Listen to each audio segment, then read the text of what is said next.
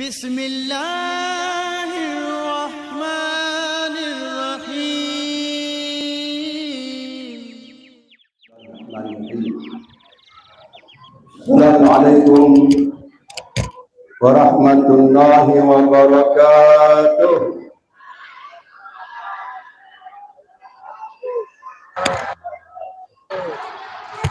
Alhamdulillah. Saya doakan bapak-bapak, ibu-ibu yang barusan jawab salam saya, mudah-mudahan cepat berangkat haji dan umrah. Mudah-mudahan Allah panjangkan umurnya. Mudah-mudahan Allah sampaikan di bulan suci Ramadan. Mudah-mudahan Allah tambahkan rezekinya. Amin ya rabbal alamin. Namun saya mohon sebelum saya lanjutkan, tolong bapak-bapak depan aja Pak. Terlalu jauh kayaknya. Tad Mukhlis, tali ada. Karena tujuannya ini buat orang dewasa. Anak-anak kayaknya belum begitu mengerti. Anak-anak dalam peringatan ini cukup dikasih makanan aja. Dia bergembira. Ya di depan Pak. Tolong yang belakang Pak. Mudah-mudahan ada manfaatnya apa yang saya sampaikan. Coba Pak, yang belakang. Kita bukan buat anak-anak. Karena ini peristiwa yang spektakuler dari penghormatan kita kepada Rasulullah SAW.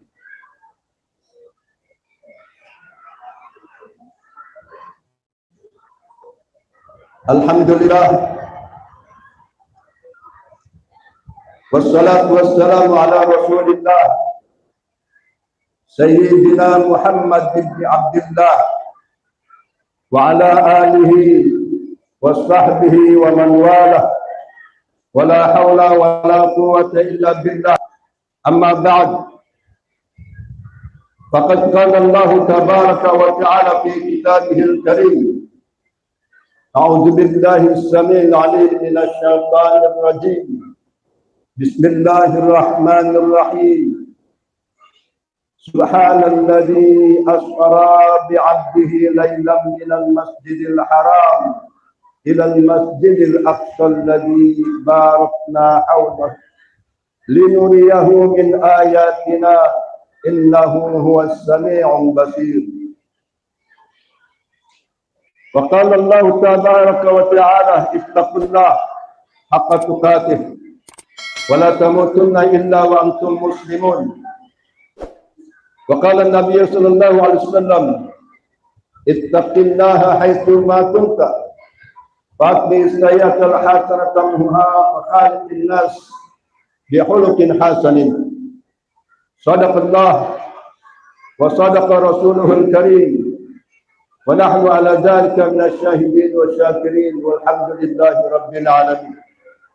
Yang sama-sama kita muliakan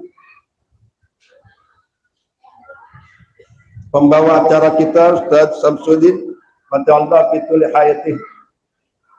Semoga Allah panjangkan umur beliau dalam nikmat taat kepada Allah Subhanahu wa taala. Yang sama-sama kita muliakan imam masjid kita Ustaz Sumantri, mata'allah fitul hayatih. Semoga Allah panjangkan umur beliau dalam nikmat taat kepada Allah Subhanahu wa taala. Yang kita hormati dan kita muliakan Pak RW kita dan Pak RT. Pak RW-nya hadir, Pak RT-nya hadir ya? Hadir ya? Masya Allah.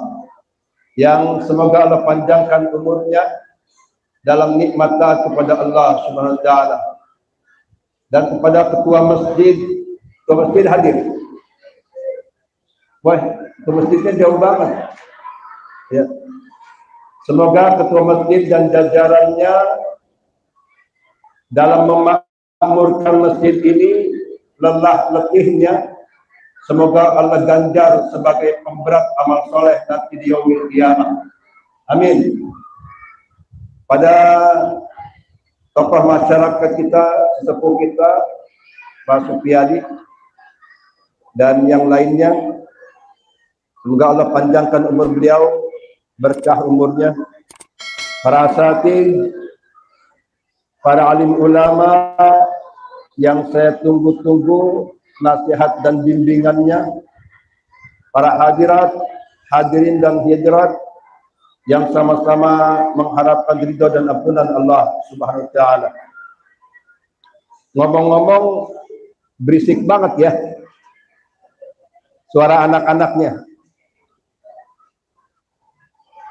Biasanya saya kalau ngisi itu bapak-bapak yang di depan. Karena ini perkara agama. Bukan sekedar memperingati, Pak. Ya, tapi harus ada intisari pembelajarannya. Tapi nggak apa-apa dunia anak-anak. Tapi saya harapkan bapak-bapak, ibu-ibu yang hadir harus bisa mengambil pembelajaran ini, Pak. Mohon maaf, baru pembukaan aja udah marah-marah nih. Ya, udah komplain. Tapi mudah-mudahan ada manfaatnya. Ya, Bu? Setuju, Bu? Karena anak-anak memang sebagai penggembira. Tak apa. Bapak Ibu sekalian yang sama-sama mengharapkan ridha dan ampunan Allah Subhanahu wa taala. Kisah Isra wal Mi'raj ini sudah berlalu sepanjang 1444 tahun ya, Hijriah.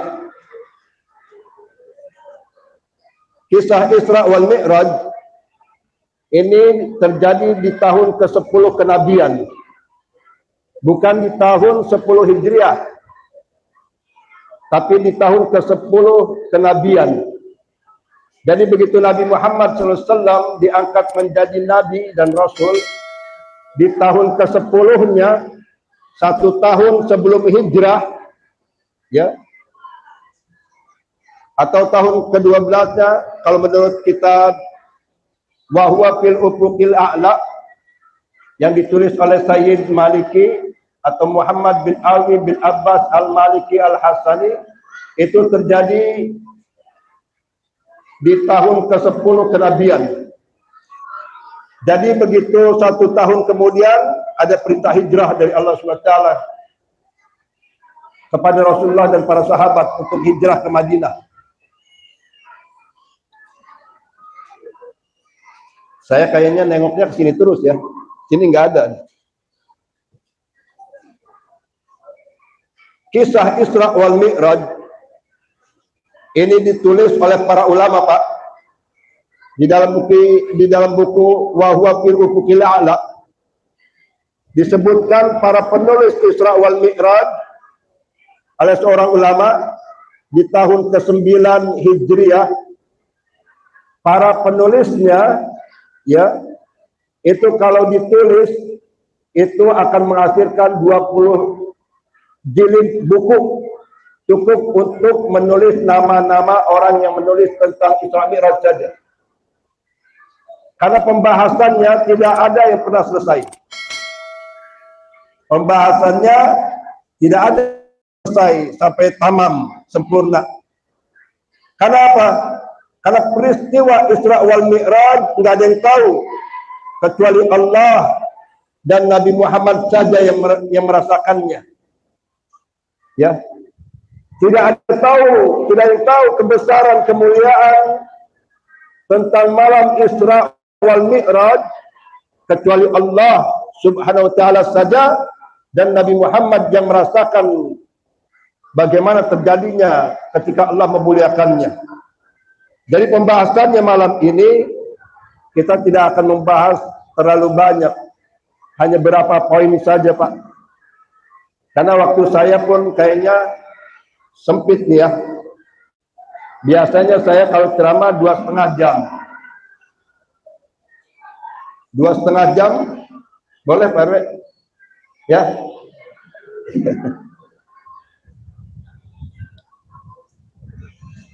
Tapi karena waktunya udah jam 9:30, paling 30 menit aja ya. Saya bilang 2,5 jam, Pak Sumantri langsung kaget. Dia bilang bisa begadang. Ya. Bapak Ibu sekalian yang sama-sama mengharapkan ridha dan ampunan Allah Subhanahu wa taala. Terjadinya Isra wal Mi'raj itu merupakan hadiah dari Allah Subhanahu wa taala kepada baginda Nabi sallallahu alaihi wasallam. Ya. Di mana sebelum terjadinya ada beberapa peristiwa ya yang merupakan ujian tertinggi buat Rasulullah sallallahu alaihi wasallam sebagai seorang nabi.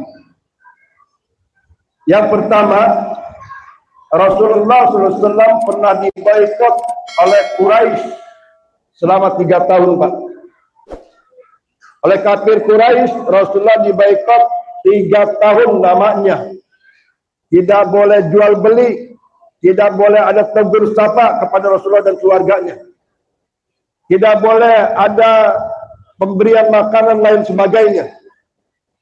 Sampai-sampai anak Rasulullah SAW yang bernama Fatimah itu nggak bisa menyusul dari susu ibunya. Sampai-sampai Rasulullah dengan keluarganya hanya makan daun-daun kering. Hebatnya pemboikotan, embargo dari orang-orang Quraisy. Selesai pengembargoan, ya, wafat paman beliau Abu Talib. Abu Talib wafat padahal beliaulah paman yang selalu melindungi Rasulullah ketika Rasulullah berdakwah. Melindungi Rasulullah dari kejahatan dan kebiadaban orang-orang Quraisy. Tapi pamannya wafat. Kesedihan Rasulullah memuncak. Kalau masih ada pamannya, orang Quraisy tidak ada yang berani. Tidak ada yang berani kepada Abu Talib karena pemimpin dia dari Bani Hashim. Begitu Abu Talib wafat, dan yang lebih menyedihkan lagi adalah wafatnya pamannya tidak dalam keadaan Islam. Pamannya yang membela beliau, yang ngurus beliau dari umur 8 tahun sampai menikahkan beliau di umur 25 tahun kepada Khadijah. Tapi wafat. Dan wafatnya tidak dalam keadaan iman kepada Allah Subhanahu wa taala. Kita bandingkan sebentar, Pak. Kita tidak pernah ngasih apa-apa ke Rasulullah. Kita tidak pernah membela apa-apa kepada Rasulullah. Tapi Allah berikan nilai keimanan di dalam diri kita, Pak. Wajib kita syukuri nikmat iman yang Allah hadirkan di dalam diri kita ini. Padahal satu biji kurma pun kita tidak pernah menghadiahkan kepada Rasulullah SAW. Siapa kita? Tapi Abu Talib mati. Beliau tidak dalam keadaan beriman kepada Allah. Rasulullah menangis. Amat sangat sedihnya. Bahkan Rasulullah menjelang kematian pamannya, beliau dekati Abu Talib. Yang ketika itu sudah ada Utbah bin Rabi'ah, Amr bin Syam, Abu Lahab di sisi Abu Talib yang sedang sakaratul maut. Kata Rasulullah, ya ammi, qul la ilaha illallah kalimatan yuhajju innaka illallah. Ya paman, ucapkan kalimat la ilaha illallah, satu kalimat yang akan aku jadikan hujjah kepada Allah nanti di yaumil qiyamah. Pamannya menggeleng. Kata Abu Lahab, wahai Abu Talib, apakah engkau mau meninggalkan agama Abdul Muttalib? Ikut Muhammad? Jangan.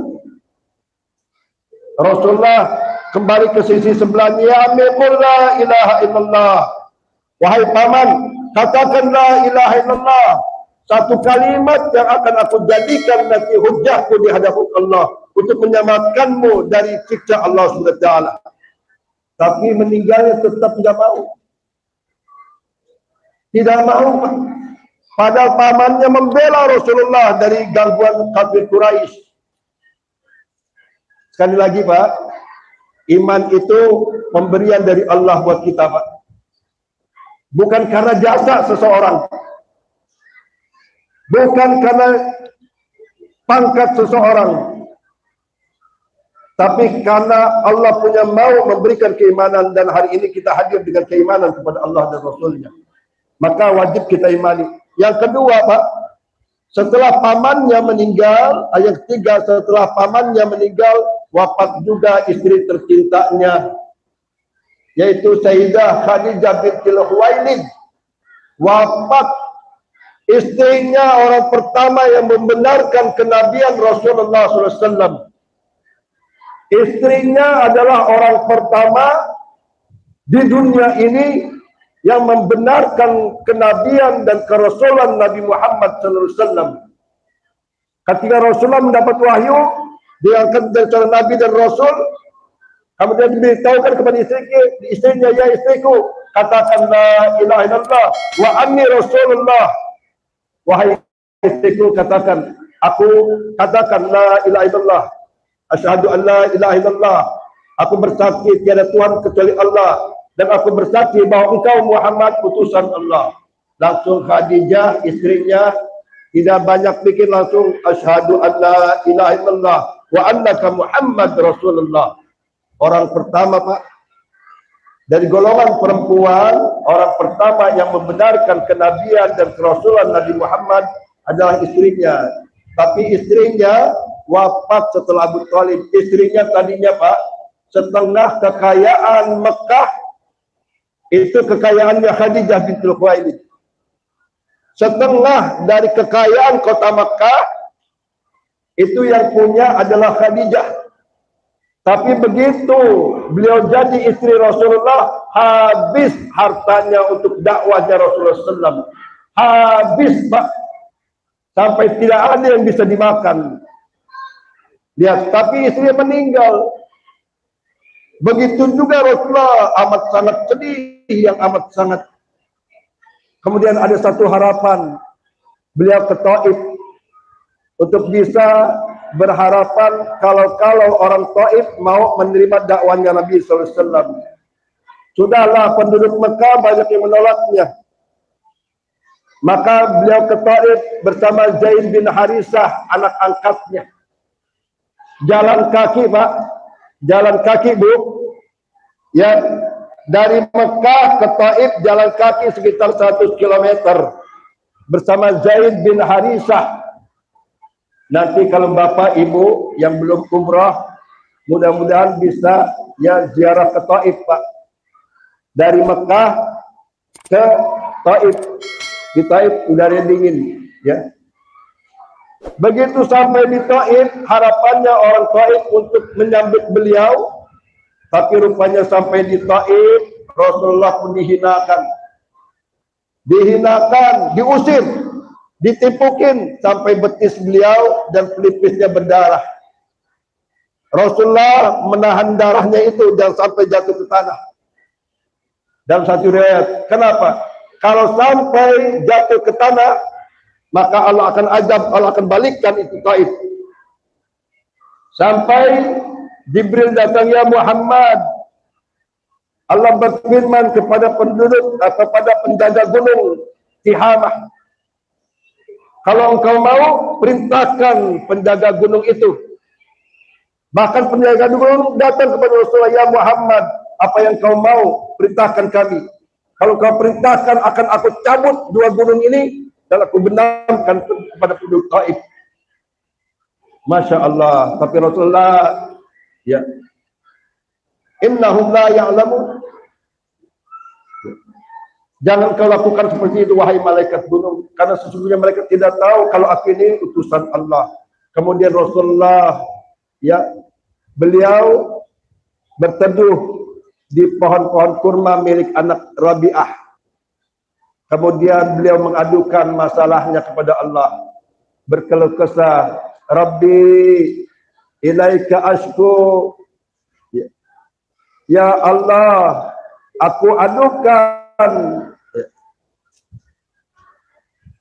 permasalahanku ini, lemahnya diriku, lemahnya semangatku dalam berdakwah di jalan-Mu ya Allah, dan juga lemahnya aku dalam pandangan manusia ya Allah. Tapi namun demikian ya Allah, kemanapun Engkau berikan aku, kepada musuh yang akan mencabikku, atau kepada orang yang akan menghinaku, aku ridha kepadamu ya Allah, asalkan Engkau tidak murka kepadaku ya Allah. Maka ketika rintihan Rasulullah SAW ini, Pak, Bu, ya, ketika Rasulullah merintih seperti ini, malaikat Arsy yang mengusung Arsy bergetar Pak Arsy mendengar rintihan Rasulullah. Kemudian Allah SWT memanggil Jibril, dan Jibril diutus kepada Rasulullah ketika Rasulullah di depan Ka'bah di Hijr Ismail, ya, langsung Jibril turun. Kemudian turun Jibril memerintahkan Nabi Muhammad untuk bersiap naik ke langit atau Isra dulu. Di situ Rasulullah dibelah dadanya, Pak. Ini Pak, Bu, dada Rasulullah dibelah. Percaya enggak? Percaya enggak? Rasulullah pernah mengalami 4 pembelahan dada, Pak. Rasulullah pernah mengalami 4 pembelahan dada, Bu. Dada Rasulullah pernah dibelah sebanyak 4 kali. Di dalam beberapa hadis disebutkan seperti itu. Dari Abu Hurairah, dari Ibnu Abbas dan yang lainnya. Yang pertama, dada Rasulullah dibelah ketika beliau berumur 2 tahun. Ketika beliau masih dipelihara oleh ibu asuhnya, Bani Bakar. Rasulullah didatangi 2 malaikat, Jibril dan Mikail, lagi main-main dengan saudara sepupuannya, ya.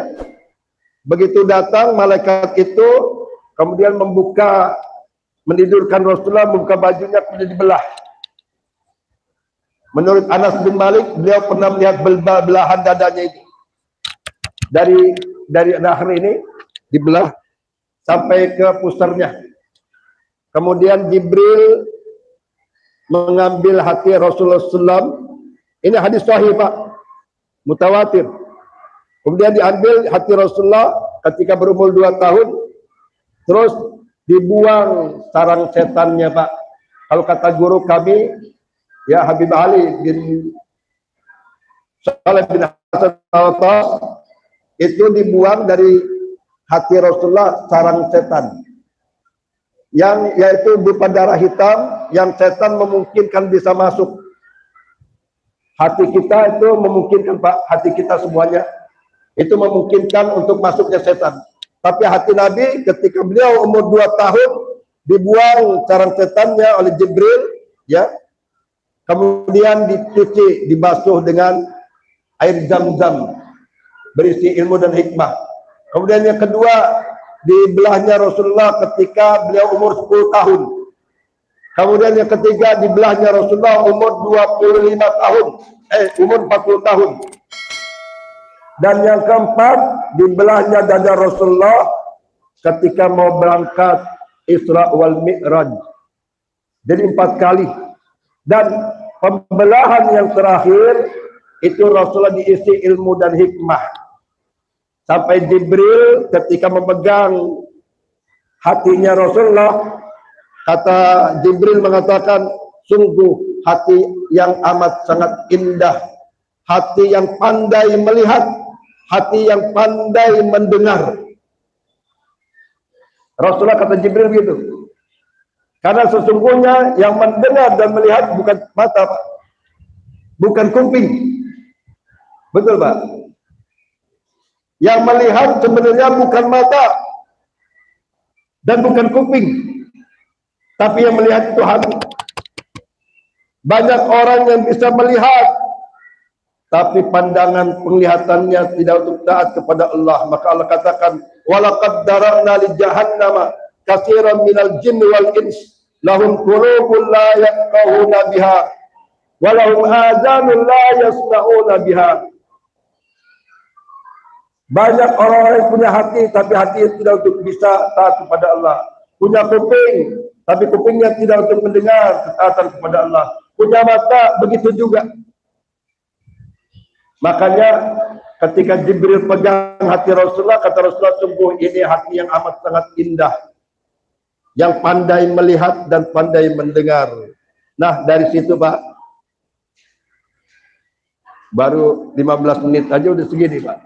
Ya, sebenarnya saya ingin dialog, nggak terlalu saya yang berkoar-koar, karena orangnya jauh-jauh banget. Jadi harus saya angkat suara saya. Nanti saya ingin tanyakan Pak, apa yang telah saya sampaikan nanti saya akan tunjuk betul nggak pengetahuan agamanya sudah bagus sampai harus jauh-jauh duduknya. Ya, mohon maaf. Kemudian Rasulullah didatangkan Burak Pak. Setelah pencucian pembelahan dada itu, Rasulullah didatangkan Burak. Burak dalam kata barkun, ya, asal kata dari barkun, yaitu kilat. Kilat Pak, cahaya kecepatannya berapa per kilometer? Nah, Burak ini kata Rasulullah, dia lebih besar dari keledai, lebih kecil dari bagal, atau sebaliknya. Dan Burak ini apabila dia memandang, itu dia langsung ada di situ, pandangan Burak. Jadi kecepatannya amat sangat, ya. Jadi jalan yang ditempuh antara Mekah ke Aqsa cuma 1.500 km. Kalau kecepatan cahaya 300.000 km per detik, itu kata ulama, jubah Rasulullah belum juga berkibar kena angin udah ada di spektakuler. Makanya Bapak Ibu, orang-orang minister ala ummatik, wahai Muhammad, tolong sampaikan salamku kepada umatmu, kata Nabi Ibrahim. Wahai Muhammad, sampaikan dariku salamku kepada umatmu. Fahbirhum, dan katakan, kabarkan kepada mereka, sesungguhnya tanah surga itu amat subur. Karena Nabi Ibrahim di surga, di langit yang ke-7. Kata Nabi Ibrahim, sampaikan kepada umatmu, kasih kabar mereka. Ini saya sampaikan juga hadis sahih. Ya, saya ngewakilin Rasulullah, nyampein ke bapak-bapak, ibu-ibu. Saya ngewakilin Rasulullah, menyampaikan ke bapak-bapak dan ibu-ibu bahwa Nabi Ibrahim kirim salam.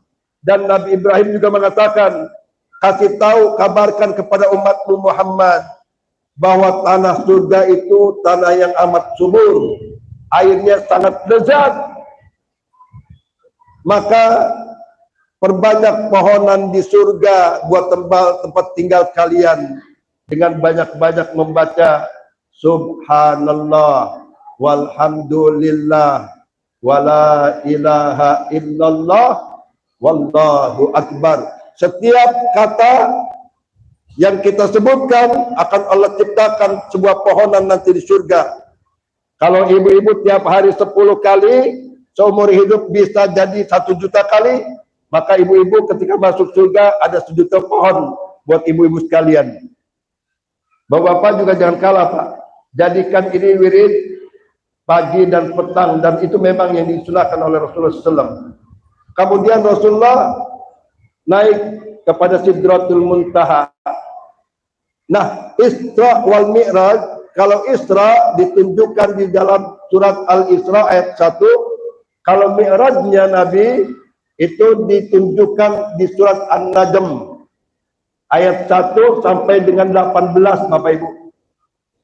Surat An-Najm, wan najmu idza hawa ma dalla sahibukum wa ma gawa wa ma yantiqu 'anil hawa in huwa illa wahyu yuha, sampai ayat 18 Pak. Dari langit ke-7 langsung naik Rasulullah bersama Jibril sampai di Sidratul Muntaha. Satu tempat ujung tempat, Pak. Ujung tempatnya makhluk yang Jibril mampu hanya sampai di Sidratul Muntaha. Sidrah, Pak, itu artinya pohon besar. Ujungnya, Pak. Segala urusan dunia naiknya hanya sampai di Sidratul Muntaha. Indaha Jannatul Ma'wa, kata Allah. Dan di Sidratul Muntaha itu ada surga tempat tinggal. Ada surga tempat tinggal yang Rasulullah langsung bisa menyaksikannya, Pak. Allah izinkan Rasulullah masuk ke dalam surga, melihat segala keindahan surga. Ya, melihat segala keindahan surga. Kemudian Jibril mengatakan, ya Muhammad, tempatku sampai di sini saja, di Sidratul Muntaha. Satu langkah aku langkahkan, maka sinar Allah, cahaya Allah akan membakar diriku. Maka kata Jibril, naiklah engkau Muhammad seperti apa yang Allah kehendaki, bertemu dengan Allah sampai ke arasnya Allah, berhadapan dengan Allah Subhanahu wa ta'ala.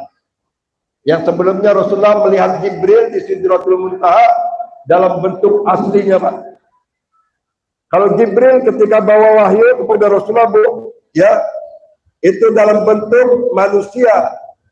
Kadang Rasulullah berupa Dihyah Al-Kalb, kadang seperti Jarir radhiyallahu anhu dari sahabat Nabi.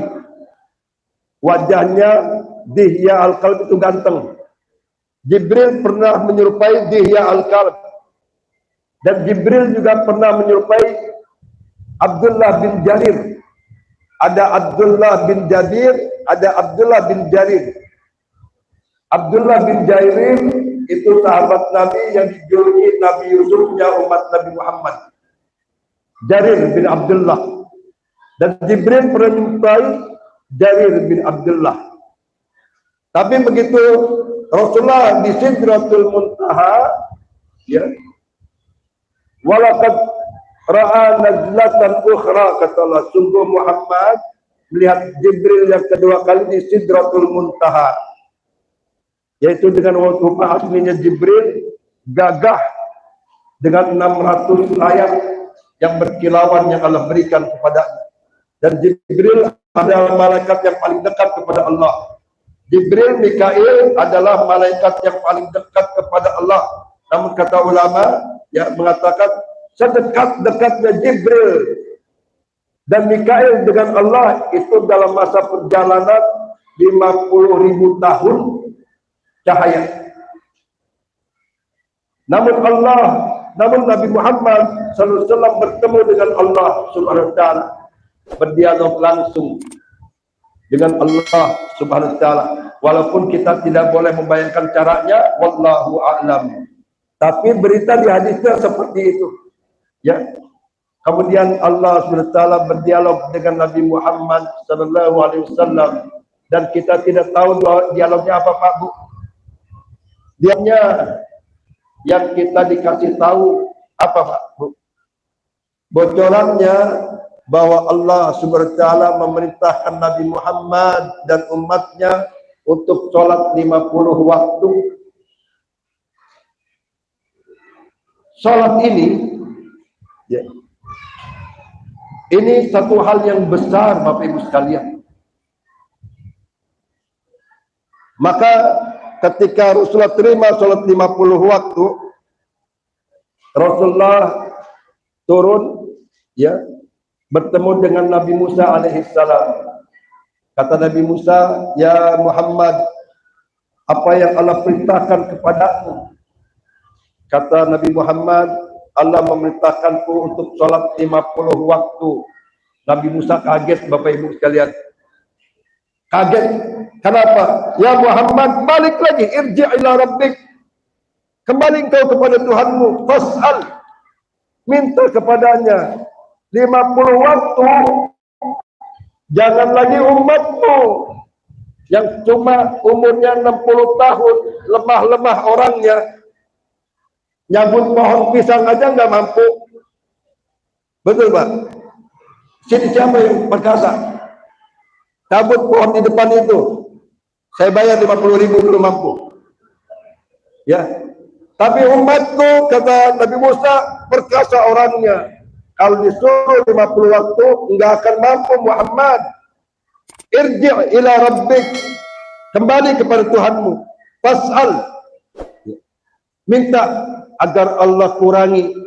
Kemudian langsung Rasulullah minta kepada Allah dan dikurangi 25 waktu dalam satu riwayat gitu. Bukannya 5 waktu, 5 waktu, 5 waktu. Tapi langsung 25 waktu. Jadi setengahnya. Kembali lagi ke Nabi Musa, berapa? Kata Nabi Muhammad 25 waktu. Kata Nabi Musa, irji' ila rabbik, minta lagi. Kurangi baru jadi 20 waktu. Kembali ke Nabi Musa. Kata Nabi Musa, enggak akan kuat umatmu. Umatmu saya tidak akan kuat. Irji' ila rabbik, kembali lagi. Jadi 15 waktu. Jadi 10 waktu. Jadi 5 waktu Pak, Bu. Sampai kata Nabi Musa, berapa sekarang ya Muhammad? Jadi 5 waktu. Irji' ila rabbik. Kembali lagi, minta lagi. Apa kata Nabi Muhammad? Istahyaitu rabbi. Aku malu ya Musa kalau harus balik lagi. Karena aku cukupkan dengan 5 waktu dan Allah katakan 5 waktu sebanding dengan 50 waktu. Bahkan sholat itu, Bapak Ibu sekalian, sholat itu adalah sarana wasilah kita untuk bertemu dengan Allah Subhanahu wa taala. Kalau Rasulullah SAW, keistimewaan beliau bertemu langsung dengan Allah Subhanahu wa taala. Keistimewaan yang Allah berikan kepada kita, di setiap 5 waktu kita bisa bertemu dengan Allah Subhanahu wa taala. Yakin enggak? Yakinkan itu. Makanya ketika kita berdiri untuk sholat, sudah dengan istinja yang bagus, wudu yang bagus, niat yang bagus, berdiri, hadirkan di hadapan kita adalah Allah Subhanahu wa taala. Bahkan Rasulullah SAW pernah ditanya kepada Jibril, "Ya Muhammad, akhbirni 'anil ihsan." Wahai Muhammad, kabarkan kepadaku apa itu al-ihsan. Maka kata Rasulullah, al-ihsan an ta'budallah ka'annaka tarahu, fa in lam takun tarahu fa innahu yaraka. Ihsan itu adalah ketika engkau menyembah Allah Subhanahu wa taala, yakinkan engkau bisa melihat Allah. Fa in lam takun tarahu, tapi kalau engkau tak mampu melihat Allah, fa innahu yaraka. Yakinkan Allah yang sedang melihatmu, melihat takbiratul ihram kita, melihat ruku kita, melihat sujud kita, ya, melihat bacaan Fatihah kita yang rukun-rukun. Bahkan Allah SWT dalam Fatihah, Bapak Ibu sekalian, kita baca Fatihah itu dialog dengan Allah SWT, seperti dialognya Rasulullah dengan Allah, ya, di malam Mi'rajnya. Di dalam hadis riwayat Imam Bukhari disebutkan, idza qala al-'abd alhamdulillahi rabbil alamin fi salatihi, apabila seorang hamba di dalam salatnya mengucapkan alhamdulillahi rabbil alamin, yang artinya segala puji bagi Allah Rabb semesta alam, fayaqulullah tabaraka wa ta'ala, maka Allah menjawab ucapan ini dengan mengatakan hamadani abdi, hambaku sedang memujiku. Ini Pak Imam harus menghadirkan hati ya. Ketika sholat, kenapa? Imam itu al-imamu dhamin. Imam itu penjamin sholatnya makmum. Boleh makmum enggak khusyuk, tapi jangan juga. Tapi imam wajib khusyuk, karena imam itu dhamin, penjamin sholatnya makmum. Bagaimana kalau imamnya enggak khusyuk? Makanya imam tolong dukung ya, biar khusyuk Bapak Ibu sekalian. Jangan sering-sering dibuat pusing. Ya. Wa idza qala ar-rahmanir rahim, apabila seorang hamba di dalam salatnya mengatakan Ar-Rahmanir Rahim, yang maha pengasih lagi maha penyayang, Allahu tabaraka wa ta'ala li 'abdi. Kemudian Allah mengatakan kepada hambanya menjawab ucapan ini, Sani abdi, hambaku sedang mengagungkan aku. Kemudian ketika kita mengatakan Maliki Yaumiddin, yang menjadi raja penguasa di hari kiamat nanti, maka Allah mengatakan Majjadani abdi, hambaku sedang mengagungkan aku. Jadi Fatihah yang kita baca di dalam salat Bapak Ibu, itu dialog kita dengan Allah. Bahkan ketika kita mengatakan ihdinas siratal mustaqim, ya, ihdinas siratal mustaqim, maka kata Allah, hada baini wa baini abdi, inilah yang aku sebut urusanku dengan urusan hambaku, masalah abdi. Maka ketika dia mengucapkan tolong tunjukkan kami jalan yang lurus ya Allah, jalan orang-orang yang telah Engkau beri nikmat minan nabiyyin wasiddiqin wa syuhada'i wassalihin, maka Allah mengatakan sa'ala rabbi sa'ala abdi wa li abdi ma sa'ala, hambaku sedang minta kepadaku dan semua permintaannya aku berikan kepadanya. Nah, salat sekali lagi itu hadiah dari Allah Subhanahu wa ta'ala. Maka kita ketika mendapatkan hadiah, pegang baik-baik Pak, Bu, hadiah itu. Kalau kita dapat hadiah Bu dari orang yang kita cintai, kita jaga enggak? Kita jaga baik-baik, betul Pak? Ini hadiah dari Allah Subhanahu wa ta'ala buat Nabi Muhammad dan umatnya. Ya, salat Pak. Karena salat itu adalah ikatan kita, ikatan seorang hamba dengan Tuhannya. Ikatan. Bahkan kata Rasulullah, akrabul abdu ma yakunul abdu ila rabbi fisajidan. Sedekat-dekatnya posisi seorang hamba, baik dia itu lelaki maupun perempuan, sedekat-dekatnya dia dengan Tuhannya yaitu Allah, fisajid, dalam keadaan dia bersujud kepada Allah. Fa'aktsarud doa, kata Rasulullah, maka hendaklah perbanyak oleh kalian berdoa ketika sujud. Apa doa ketika sujud Bapak Ibu? Apa yang dianjurkan Rasulullah ketika sujud kita? Doanya Mas yang di belakang itu, doa yang dianjurkan Rasulullah ketika kita sujud apa? Atau baju hijau sana? Ada yang tahu? Doa ketika kita sujud di hadapan Allah dianjurkan oleh Rasulullah SAW. Allahumma inni as'aluka ridhaka wal jannah. Ya. Kita diminta agar kita meminta ridhonya Allah Subhanahu wa taala. Minta supaya husnul khatimah, minta supaya Allah berikan kita kesempatan bertaubat menjelang kematian. Nah, salat itulah oleh-oleh dari Allah Subhanahu wa taala kepada Nabi Muhammad sallallahu alaihi wasallam.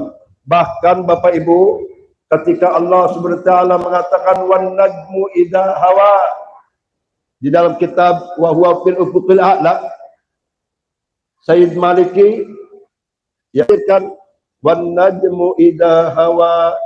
Kalau teksnya itu kan artinya dan demi bintang ketika dia terbenam. Kalau teksnya kan begitu, betul nggak? Teksnya tuh wan najmu idza hawa, bintang demi bintang apabila dia terbenam. Itu ada yang menafsirkan wan najmu idza hawa, an-najmnya itu Nabi Muhammad yang membawa oleh-oleh salat ketika turun setelah menghadap Allah SWT kembali ke dunia. Ketika turun membawa perintah salat, ya, Rasulullah SAW, Allah mengibaratkan ini tafsir. Allah firmankan wan najmu idza hawa, dan demi bintang ketika dia turun. Karena Rasulullah SAW adalah bintang dunia akhirat, Bapak Ibu sekalian. Rasulullah adalah bintang dunia akhirat. Maka banyak-banyak bersolawat kepada Rasulullah SAW. Allahumma salli salatan kamilatan wa sallim salaman salaman ala sayyidina Muhammad tanhalu bihil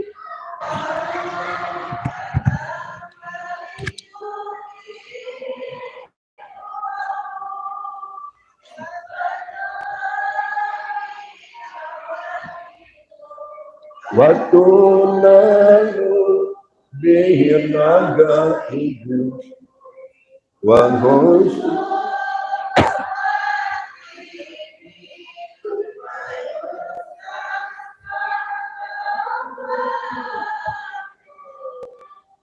biwajhil karim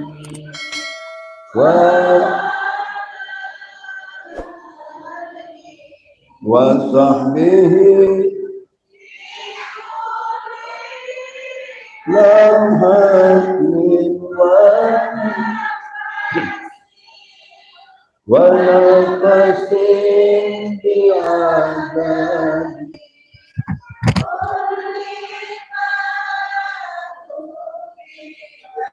Masya Allah, kayaknya yang banyak di dalam surga orang kampung ini nanti perempuannya. Amin. Laki juga banyak juga. Ya. Bapak Ibu sekalian yang sama-sama mengharapkan ridho dan ampunan Allah Subhanahu wa taala. Yang terakhir, saya sengaja rencananya 45 menit Pak RW. Ya. 45 menit. Karena saya dulu pemain bola. Ya. Jadi 45 menit. Enggak apa-apa 5 menit lagi ya. 5 menit lagi. Kita bicara tentang oleh-olehnya itu sholat. Sholat itu perintah padu pertama setelah seseorang beriman kepada Allah Subhanahu wa taala. Al-imanu uryanun walibasuhu taqwa, kata Rasulullah. Iman itu hakikatnya masih telanjang, enggak ada pakaiannya. Kalau hanya sekedar pengakuan, banyak orang-orang yang aku beriman kepada Allah Subhanahu wa taala. Iman, tu'minuna billah wa malaikatihi wa kutubihi wa rusulihi wal yaumil akhir wa bil qadari khairihi wa syarrihi. Saya beriman kepada Allah, adanya Allah, percaya kepada malaikat Allah, percaya kepada kitab-kitab Allah, kepada rasul-rasulnya, kepada hari kiamat, kepada takdir Allah yang baik dan yang buruk, saya percaya. Tapi banyak yang enggak datang ke masjid. Tanya mereka. Iman bukan hanya itu. Al-imanu uryanun, kata Rasulullah. Iman itu masih telanjang. Walibasuhu taqwa. Dan pakaian keimanan, tanda benar-benar orang itu beriman adalah at-taqwa. Mengamalkan perintah-perintah Allah dan menjauhi larangan-larangannya. Itulah at-taqwa. Dan yang pertama kali amal yang diwajibkan oleh Allah Subhanahu wa taala sebelum zakat, sebelum puasa, sebelum haji, sebelum apa lagi, Pak? Penguslis. Rukun iman yang ketiga apa? Cepetan. Masih mikir juga. Ibu, rukun iman yang ketiga. Ustaz. Hah? Rukun iman yang keempat. Kelamaan juga, sudah. Bapak Ibu, tolong ya, hafalkan. Jangan sampai nanti ada orang di jalanan tanya ibu, Bu, rukun iman yang keempat berapa? Apa? Dia rekam, nanti bisa viral kalau ya. Rukun Islam yang ketiga, Bapak yang hitam, apa? Kelamaan juga. Ya. Nah, rukun Islam yang pertama yang menjadi kewajiban adalah syahadat.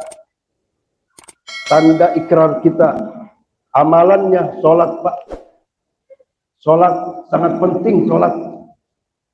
Bapak Ibu mau berdosa apa saja selain syirik, sholat jangan ditinggal, kata ulama. Ya, sholat jangan ditinggal. Karena sholat satu amalan yang menjamin kita bisa bertemu dengan Allah Subhanahu wa taala seperti bertemunya Nabi Muhammad SAW. Yang bisa membawa kita bertemu dengan Allah di dalam surganya Allah Subhanahu wa taala. Kata Rasulullah, "Satarawna rabbakum kama tarawna hadzal qamar." Kelak kalian akan memandang wajah Allah yang maha mulia seperti kalian bisa memandang bulan purnama itu, kata Rasulullah, ketika di malam Badar. Maka oleh karena itu kata Rasulullah, jangan pernah kalian terlupakan, terkalahkan untuk bisa sholat berjamaah buat laki-laki, sholat subuh dan sholat asar. Bahkan sholat subuh dan sholat isya itu pembeda orang munafik dan orang beriman kepada Allah SWT. Di masjid buat laki-laki, buat perempuan di rumah, di kamarnya, ya, buat perempuan. Tapi kata ulama, kalau ada perempuan ingin ke masjid, jangan dilarang. Karena Abdullah bin Umar, ya, pernah nggak mau ngajak ngomong anaknya 6 bulan. Karena anaknya pernah melarang istrinya datang ke masjid. Kalau perempuan nanti Ramadan mau ke masjid, jangan dilarang, kata Rasulullah. Ya, tapi harus berpakaian yang pantas, gitu. Nah, sholat ini dahulukan, Pak, sebagai amal yang harus kita dahulukan. Karena kata Rasulullah, "Awwalu ma yuhasabu bihi 'abdun yaumal qiyamah as-shalah." Pertama kali amal itu, Pak, bisa puasa, bisa sedekah, bisa haji, ya, bisa zakat, lain sebagainya. Tapi kata Rasulullah, "Awwalu ma yuhasabu bihi 'abdun yaumal qiyamah as-shalah." Pertama kali amalan seorang hamba yang akan diperiksa oleh Allah SWT adalah sholatnya. Apabila bagus sholatnya, maka akan dikategorikan bagus puasanya, bagus hajinya, bagus zakatnya, bagus silaturahimnya, bagus sedekahnya. Tapi apabila buruk sholatnya, maka akan dikategorikan buruk semuanya. Kalau ukur di sholat, Pak, dan sholat 5 waktu, kata Rasulullah SAW, ya, Allah berfirman di dalam hadis qudsi riwayat Imam Tirmizi, "Iftaratu ala ummatik 5 shalawatin." Aku wajibkan kepadamu Muhammad dan kepada umatmu Muhammad untuk salat yang 5 waktu. Faman yuhafiz alaihinna falahu ajri. Barang siapa seseorang yang salat 5 waktu, zuhur, asar, maghrib, isya, subuh, buat laki-laki diri masjidnya berjamaah, maka dia telah memegang janjiku kepadanya. Apa janjinya? Janji Allah, yaitu aku pasti akan memasukkannya ke dalam surgaku, kata Allah, dengan sebab sholat 5 waktunya. Barang siapa yang tidak mau menjaganya, maka dia tidak ada perjanjian antaraku. Insitu azabuhu. Kalau aku mau, akan aku azab dia. Kalau aku mau, aku ampuni dia. Buat laki-laki seperti itu pesannya, Bapak, ya. Buat perempuan, ibu-ibu, pesan dari Rasulullah SAW, barang siapa seorang wanita sholat 5 waktu tidak dia tinggal, zuhur, asar, maghrib, isya, subuh dia tidak tinggal, kecuali kalau lagi haid, kemudian dia taat kepada suaminya. Dengarin, Bu, apabila seorang wanita ayyum ra'atin, kata Rasulullah, matat, dia mati. Apabila seorang wanita dia mati sementara dia menjalankan sholat 5 waktunya, zuhur, asar, maghrib, isya, subuh di rumah, ya, kemudian dia taat sama suaminya, maka kata Allah nanti di yaumil qiyamah, udkhulul jannah min abwabi syi'ti. silakan kalian masuk ke dalam surgaku melalui pintu yang mana saja. Bebas, 8 pintu, ibu-ibu boleh masuk ke semuanya. Tapi buat laki-laki tidak. Kalau dia rajin puasanya, dia akan masuk di Babur Royan. Kalau dia rajin sholatnya, dia masuk ke Babus Sholah. Kalau dia rajin sodakohnya, dia masuk ke dalam Babus Sodakoh, Babus Silaturahmi dan lain sebagainya. Tapi buat wanita, apabila dia cukup sholat 5 waktunya, taat sama suaminya, suaminya nyuruh bikin kopi, dia bikinin kopi. Jangan salah, Bu. Kalau suami nyuruh bikin kopi, jangan dibikin teh, bikin marah, ya. Suami nyuruh masak nasi goreng, jangan mie rebus. Paham nggak? Kalau dia sholat 5 waktu taat sama suaminya, Allah akan masukkan dia, disuruh masuk ke dalam surganya Allah lewat pintu mana saja yang ibu mau. Itu kelebihan seorang wanita. Kalau kelebihan seorang ayah, seorang suami, dia bisa memerintahkan apa saja kepada istrinya. Demikian mungkin apa yang bisa saya sampaikan. Yang benar dari Allah SWT, yang salah dari kebodohan saya. Dan mohon maaf, saya tidak ada yang lucu-lucunya, Pak. Ya, Ustadz, jadi agak ngantuk dikit ya. Tapi saya harapkan, tolong doakan saya. Dan mari kita berdoa kepada Allah SWT, agar Allah jadikan kita ya menjadi orang-orang yang rajin mengerjakan, mendirikan sholat yang 5 waktu. Yang rajin berjamaah di masjid buat bapaknya. Dan perintahkan sholat ini kepada keluarga kita, Pak. Kata Allah, wa'mur ahlaka bis-salah wastabir 'alaiha. La nas'aluk la nas'aluka rizqa, nahnu narzuk. Perintahkan kepada anak istrimu untuk mengerjakan sholat 5 waktu. Aku tidak minta rizki kepada kalian, kata Allah. Akulah yang memberi rizki kalian. Ya, akulah yang memberi rizki kepada anak istri kalian. Maka tugas kita, mari kita beri semangat Bapak Ibu sekalian untuk mengerjakan sholat 5 waktu yang merupakan hadiah Allah kepada umat Nabi Muhammad SAW. Satu wasilah yang membuat kita akan bertemu kembali dengan Allah SWT. Seperti bertemunya Nabi Muhammad dengan Allah SWT. Barakallahu li wa lakum. Lebih kurang saya mohon maaf. Ala hadhihi wa kulli niyatin salihah. Wa ila hadratin Nabi Mustafa Rasulillah Sayyidina Muhammad sallallahu alaihi wasallam. Lahumul Fatihah. Bismillahirrahmanirrahim. Ar-Rahmanir-Rahim. Ya na'budu wa iyyaka nasta'in. Ihdinas siratal mustaqim. Siratal ladzina an'amta 'alaihim ghairil maghdubi 'alaihim waladdallin. Amin. Bismillahirrahmanirrahim. Alhamdulillahirabbil alamin. Hamdan syakirin, hamdan na'imin, hamdan yu'afihi ni'amahu kafi mazid. Ya Rabbana lakal hamdu kama yanbaghi li jalalika wal 'azimi sultanik. Allahumma salli wa sallim ala sayyidina Muhammad wa ala ali sayyidina Muhammad. Sallu salatan tughfaru biha ad-dunub wa tuslihu biha al-qulub wa tantaliqu biha al-'uzum wa talidu biha as-su'ub wa ala alihi wa sahbihi wa man ilayhi mansub. Allahumma ighfir lil mu'minina wal mu'minat wal muslimina wal muslimat al-ahya'i minhum wal amwat. اللهم اغفر لنا ذنوبنا ولإخواننا الذين سبقونا بالإيمان ولا تجعل في قلوبنا غلا للذين آمنوا ربنا إنك رؤوف رحيم. اللهم اغفر لنا ذنوبنا ولوالدينا وارحمهم كما ربونا صغارا. اللهم اغفر لهم وارحمهم وعافهم واعف عنهم. اللهم ربنا هب لنا من أزواجنا وذرياتنا قرة أعين واجعلنا للمتقين إماما. اللهم اجعلنا مقيم الصلاة من ذرياتنا ربنا وتقبل دعاء. اللهم إنا نسألك رضاك والجنة ونعوذ بك من سخطك والنار.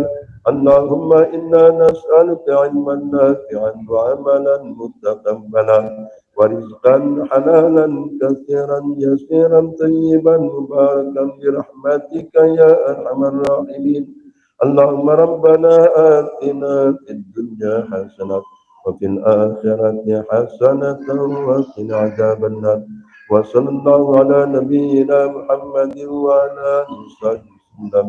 Walhamdulillahi Rabbil Alamin. Kita tutup dengan doa kibaratul subhanallahi wa bihamdika asyhadu an la ilaha illa anta astaghfiruka wa atubu ilaik. Assalamualaikum warahmatullahi wabarakatuh. Sadaqallahul azim.